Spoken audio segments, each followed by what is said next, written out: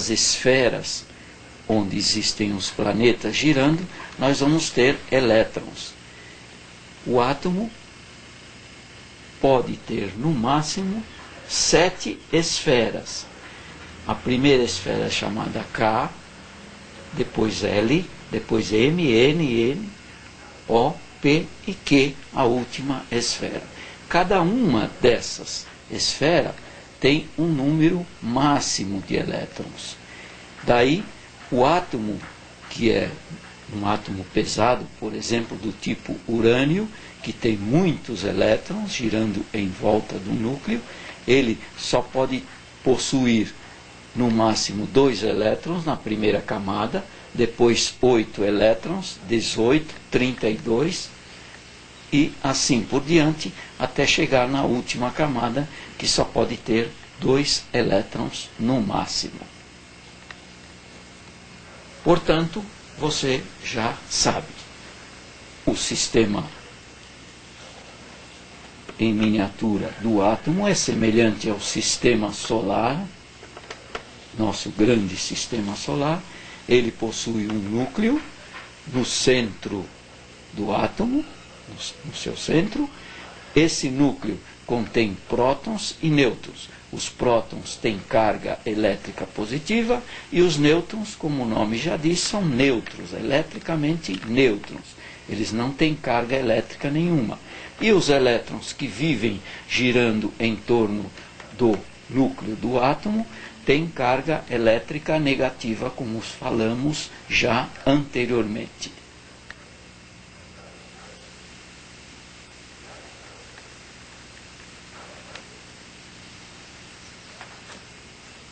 Aqui eu mostro uma figura que ilustra a forma de como poderia ser o átomo, ou como os cientistas dizem que é o átomo.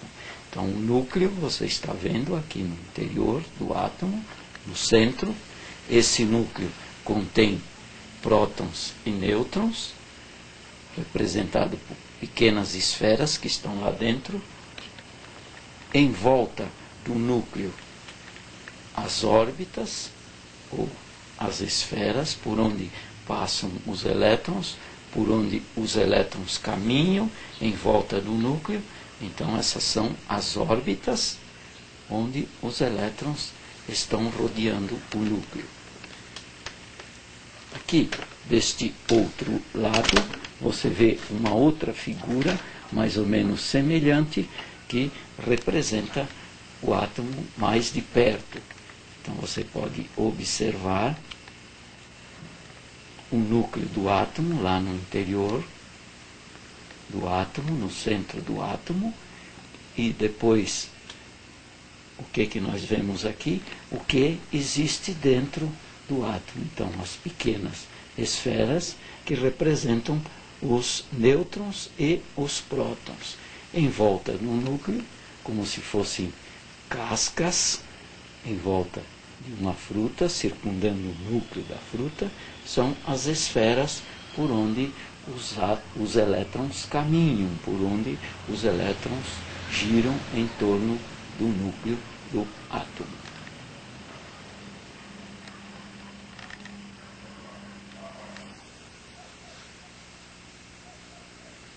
Aqui você vê 4 tipos de átomos, 4 espécies, ou seja, de 4 materiais diferentes.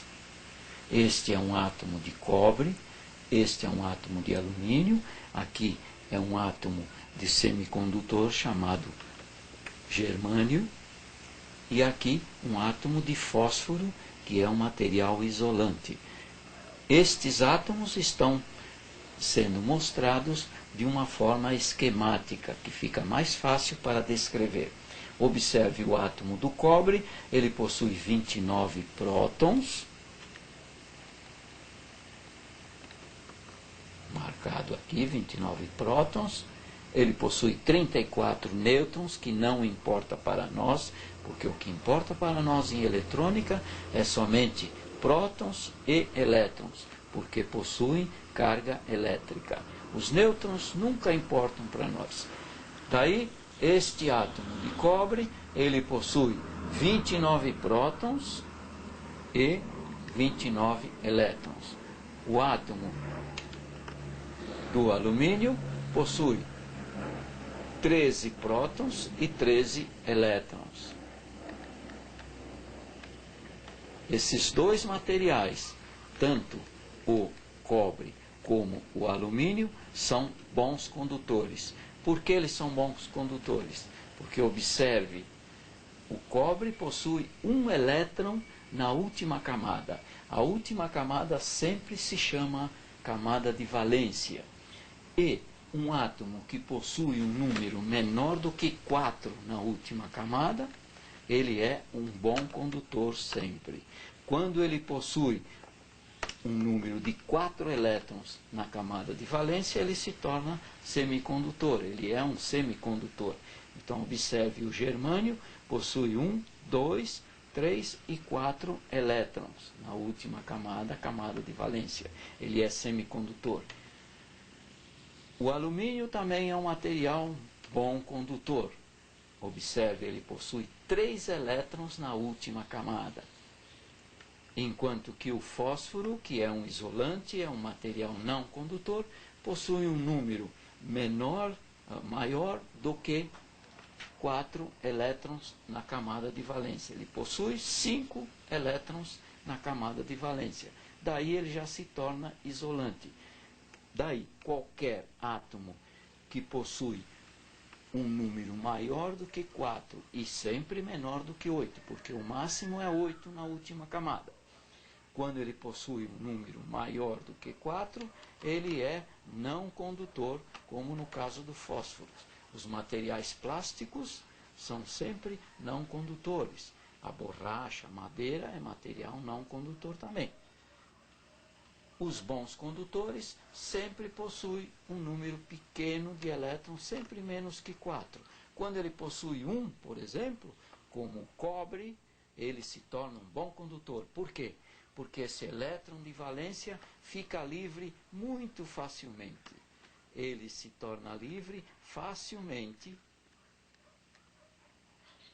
Daí, esse material pode ser um bom condutor para a corrente elétrica, porque os elétrons se locomovem com muita facilidade. O alumínio também, ele tem apenas 3 elétrons na última camada e ele é um bom condutor de eletricidade também.